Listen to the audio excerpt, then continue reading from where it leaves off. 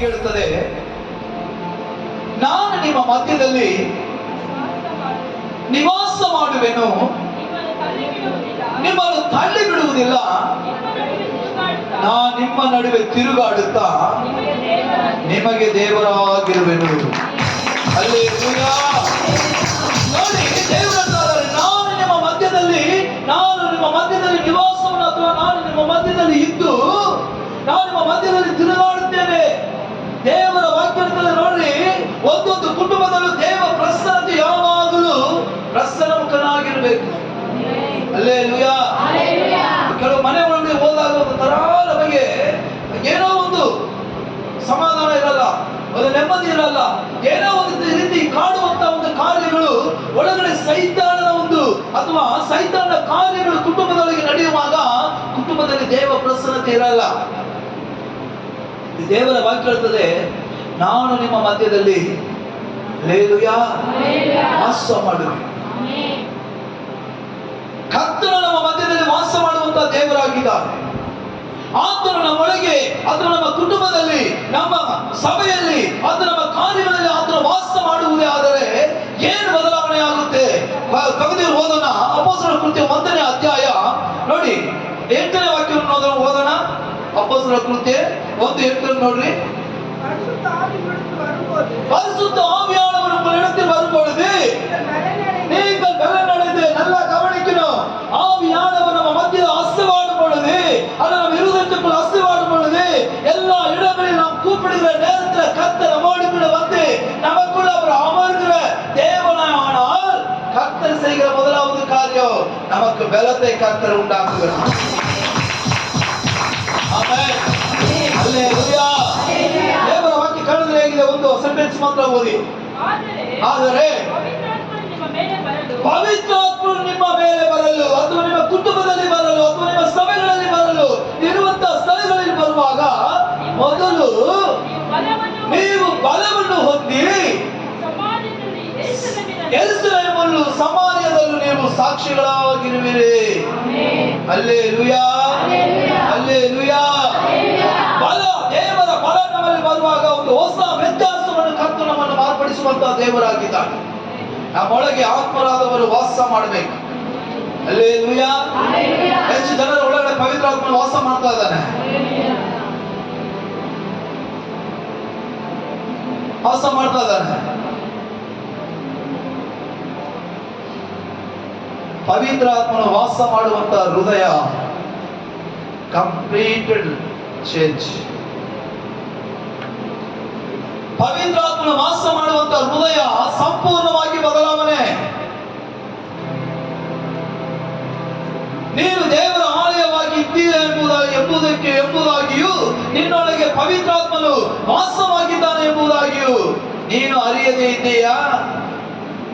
ಇವತ್ತು ಪವಿತ್ರಾತ್ಮನ ವಾಸ ಮಾಡುವ ಒಂದೊಂದು ಹೃದಯಗಳು, ಅವರ ಕಾರ್ಯಗಳೇ, ಅವರ ಗುಣಗಳೇ, ಅವರ ಜೀವಿತವೇ ಬದಲಾವಣೆ.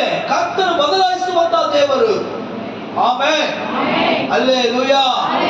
ಇಸ್ರಾಯೇಲ್ ಜನರನ್ನು ಕುರಿತು ದೇವರು ಹೇಳಿದಂತ ಮಾತು, ನಾನು ನಿಮ್ಮ ಮಧ್ಯದಲ್ಲಿ ಬಂದು ನಾನು ವಾಸ ಮಾಡುವೆನು, ನನ್ನ ಪವಿತ್ರ ಗುಡಾರವನ್ನು ನಾನು ನಿಮ್ಮ ಮಧ್ಯದಲ್ಲಿ ನಿಲ್ಲಿಸಿ ನಿಮಗೆ ನಾನು ದೇವರಾಗಿರುವೆನು, ನೀವು ನನಗೆ ಪ್ರಜೆಯಾಗಿರುವೆ.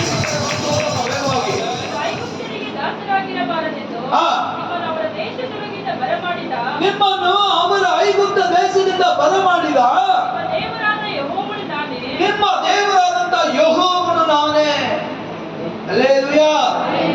ಇವರು ಗುಲಾಮರಾಗಿ ಐಗುಪ್ತ ದೇಶದಲ್ಲಿ ಹೊಡೆತ ತಿಂದು ನಾಶನದಲ್ಲಿ ಕಷ್ಟಪಟ್ಟು ಕಣ್ಣೀರಿಟ್ಟು ಕರ್ತನನ್ನು ನೋಡಿ ಮೊರೆ ಇಡುವಾಗ, ದೇವರೇ, ಈ ಐಗುಪ್ತ ದೇಶದಲ್ಲಿ ಇವರ ಒಂದು ಹಿಂಸೆ ನಮ್ಮಿಂದ ತಡ್ಕೊಳ್ಳಕ್ಕೆ ಆಗ್ತಾ ಇಲ್ಲ, ದೇವರೇ ನಮ್ಮನ್ನು ಕಾಪಾಡಿ ಎಂಬುದಾಗಿ ಇವರು ಪರಲೋಕವನ್ನು ನೋಡಿ ಕಣ್ಣೀರಿಟ್ಟು ಪ್ರಾರ್ಥಿಸುವಾಗ, ಆ ಇಸ್ರಾಯೇಲ್ ಜನರು ಮಾಡಿದಂತ ಪಾಪವನ್ನು ಕರ್ತನು ಕ್ಷಮಿಸಿ ಆ ಐಗುಪ್ತ ದೇಶದಿಂದ ಅವರನ್ನು ಬಿಡಿಸಿ ಬರಲು ಕರ್ತನು ಮೋಶೆಯನ್ನು ದೇವರು ಆದುಕೊಂಡರು. ಹಲ್ಲೆಲೂಯಾ.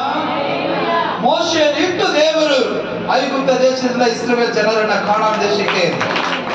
ಹಲ್ಲೆಲೂಯಾ. ನೋಡಿ, ದೇವರ ವಾಕ್ಯ ಅಂತಾರೆ, ನಿನ್ನ ಗುಲಾಮತ್ವದ ದಾಸತ್ವದಲ್ಲಿದ್ದಂತೆ ನಿನ್ನನ್ನು ಬಿಡಿಸಿ ಕರೆತಂದಂತ ದೇವರಾದಂತ ನಾನು ನಿಮ್ಮನ್ನು ಕುಗ್ಗಿಸಿದಂತ, ಕುಗ್ಗಿ ಹೋದಂತ, ಬೇಸರ ಚಿಂತೆ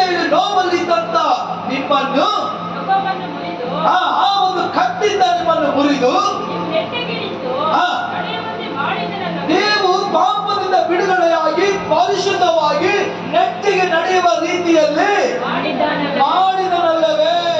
ಒಂದು ಪಾಪದಿಂದ ದೇವರು ನಮ್ಮನ್ನು ಬಿಡಿಸಿ ನೆಟ್ಟಿಗೆ ಮಾಡಿ ದೇವರು ಹೇಳ್ತಾರೆ. ದೇವರ ವಾಕ್ಯ ಹೋದ್ರೆ ನಾನು ನಿಮ್ಮನ್ನು ಕುಗ್ಗಿಸಿದ ನೊಗವನ್ನು ಮುರಿದು ಹಾ. ನೀವು ನೆಟ್ಟಗೆ ನಿಂತು ನಡೆಯುವಂತೆ ಮಾಡಿದನಲ್ಲವೇ? ಹಾ.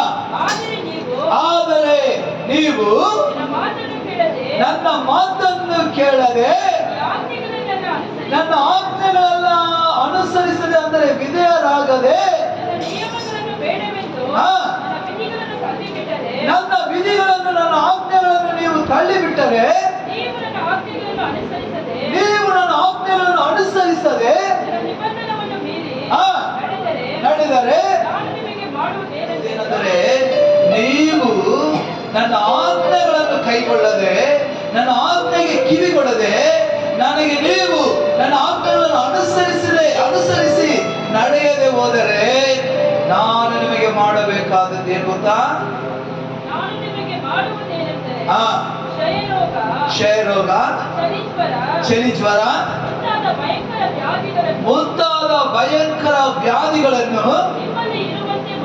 ನಿಮ್ಮಲ್ಲೇ ಇರುವಂತೆ ಮಾಡುವೆನು. ಹಾ. ಹಾ. ಮನ ಕುಂದಿದವರಾಗಿಯೂ ಹಾ. ಇರುವಿರಿ. ಹಾ. ಆಮೆನ್. ಹಲ್ಲೆಲೂಯಾ. ಹಲ್ಲೆಲೂಯಾ. ದೇವರ ಮುಂದೆ ನಮ್ಮ ಹೃದಯವನ್ನು ಶುದ್ಧಪಡಿಸಿಕೊಂಡು ಪವಿತ್ರಾತ್ಮನ ವಾಸ ಮಾಡುವುದಕ್ಕೆ ನಮ್ಮನ್ನು ನಾವು ಒಪ್ಪಿಸಿಕೊಳ್ಬೇಕು. ಆಮೆನ್.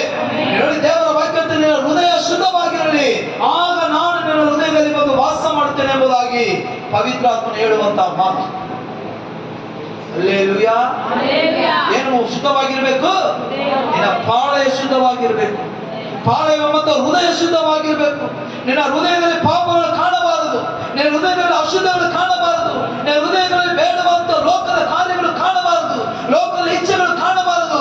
ನಿನ್ನ ಹೃದಯ ಪರಿಶುದ್ಧವಾಗಿ ಇರುವುದೇ ಆದರೆ ದೇವರು ಪವಿತ್ರಾತ್ಮನ ಹೇಳುವಂತ ಮಾತು, ನಾನು ನಿನ್ನ ಹೃದಯದಲ್ಲಿ ಬಂದು ವಾಸ ಮಾಡುತ್ತೇನೆ.